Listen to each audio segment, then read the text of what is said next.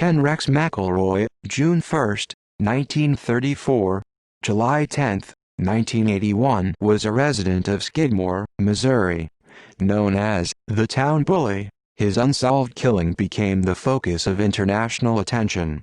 Over the course of his life, McElroy was accused of dozens of felonies, including assault, child molestation, statutory rape, arson, hog and cattle rustling, and burglary. In all, he was indicted 21 times but escaped conviction each time, except for the last. In 1981, McElroy was convicted of shooting and seriously injuring the town's 70-year-old grocer, Ernest Bowenkamp, the previous year. McElroy successfully appealed the conviction and was released on bond, after which he engaged in an ongoing harassment campaign against Bowenkamp and others who were sympathetic to Bowenkamp, including the town's Church of Christ minister. He appeared in a local bar, the D&G Tavern, armed with an M1 Garand rifle and bayonet, and later threatened to kill Bowenkamp. The next day, McElroy was shot to death in broad daylight as he sat with his wife Drenna in his pickup truck on Skidmore's Main Street. He was struck by bullets from at least 2 different firearms, in front of a crowd of people estimated as between 30 and 46. To date, no one has been charged in connection with McElroy's death. Early life. McElroy was born in 1934, the 15th of 16 children born to a poor, migrant tenant farming couple named Tony and Mabel Lister McElroy, who had moved between Kansas and the Ozarks before settling outside of Skidmore.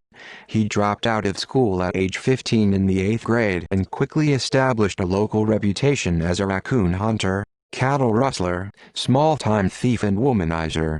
For more than 2 decades, McElroy was suspected of being involved in theft of grain, gasoline, alcohol, antiques and livestock, but he avoided conviction when charges were brought against him 21 times, often after witnesses refused to testify because he allegedly intimidated them, frequently by following his targets or parking outside their homes and watching them. He was represented by defense attorney Richard Gene McFadden of Gallatin, Missouri. McElroy fathered more than 10 children with different women. He met his last wife, Drenna McLeod, 1957-2012, when she was 12 years old and in 8th grade. He raped McLeod repeatedly, also burning her house down and shooting the family dog before her parents relented and agreed to their marriage. She became pregnant when she was 14, dropped out of school in the 9th grade, and went to live with McElroy and his 3rd wife Ellis. McElroy divorced Ellis and married Drenna in order to escape charges of statutory rape, to which she was the only witness. 16 days after Drenna gave birth, both she and Ellis fled to Trina's mother's and stepfather's house. According to court records, McElroy tracked them down and brought them back.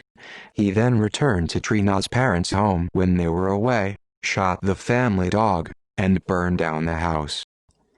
Events prior to his killing. Based on Trina's story, McElroy was indicted in June 1973 for arson, assault and statutory rape.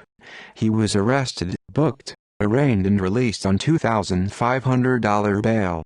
Trina and her baby were placed in foster care at a home in Maryville, Missouri. McElroy sat outside the foster home for hours at a time staring at it. He told the foster family that he would trade girl for girl to get his child back, since he knew where the foster family's biological daughter went to school and what bus route she rode. Additional charges were filed against McElroy. On July 27, 1976, Skidmore farmer Romaine Henry said McElroy shot him twice with a shotgun after Henry challenged him for shooting weapons on Henry's property.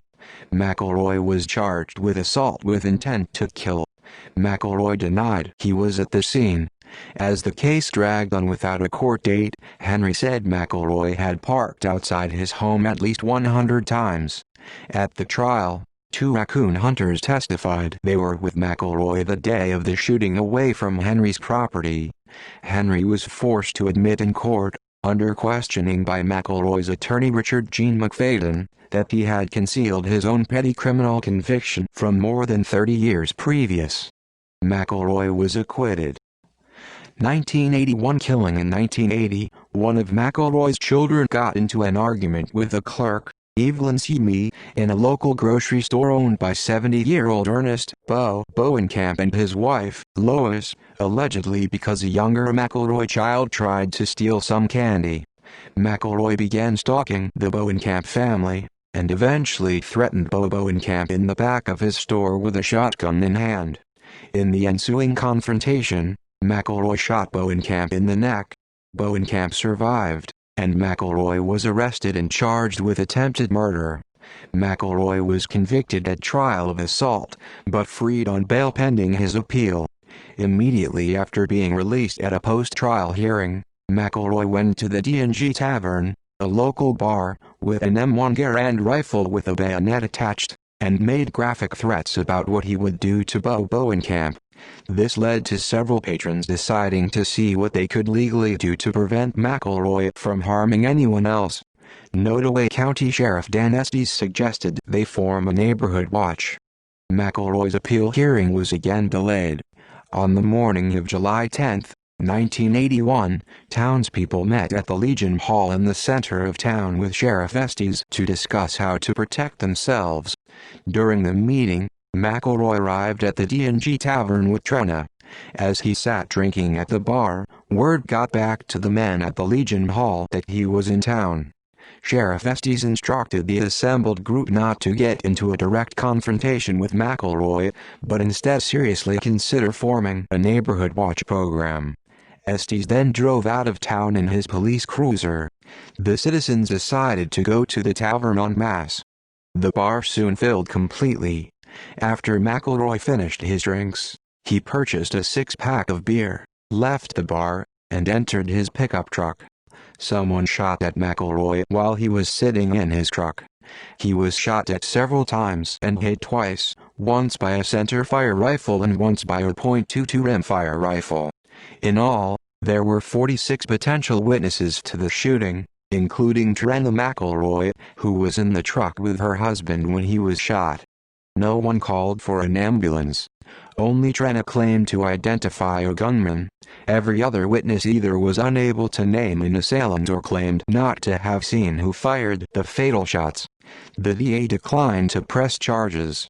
An extensive federal investigation did not lead to any charges. McElroy was buried at Memorial Park Cemetery in St. Joseph, Missouri. On July 9, 1984, Trena McElroy filed a $5 million wrongful death lawsuit against the town of Skidmore, County of Nottoway, Sheriff Danny Estes, Steve Peters, Mayor of Skidmore, and Del Clement, whom Trena accused of being the shooter, but who was never charged.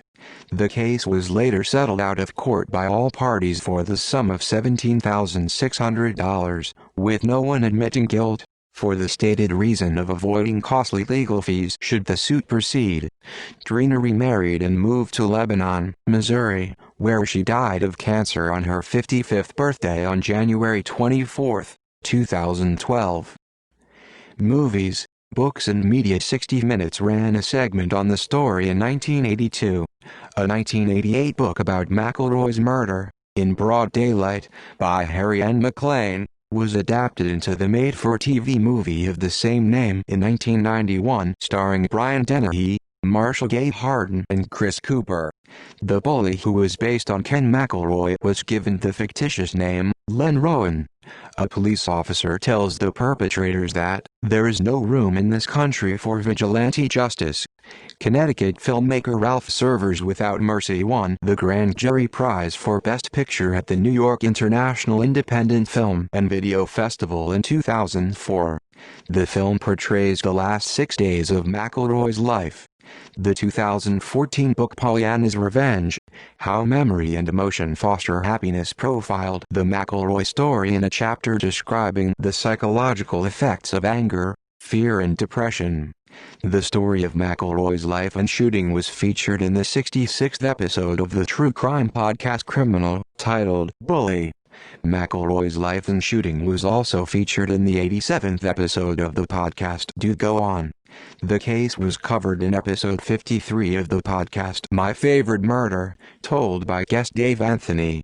The case of McElroy's murder was featured in an episode of web series BuzzFeed Unsolved. The case was the inspiration for the song, Diesel in the Dust song from British hard rock band UFO's album Making Contact, 1983.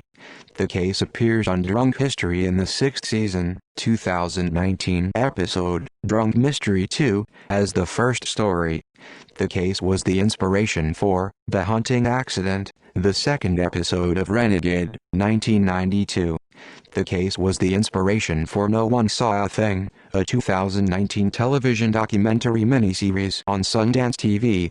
The movie Roadhouse was inspired by the events of this case. The case was the basis for a television film that aired on ABC on April 23, 1988, titled The Town Bully. See also List of unsolved murders. References. External links in broad daylight on IMDb Without Mercy on IMDb.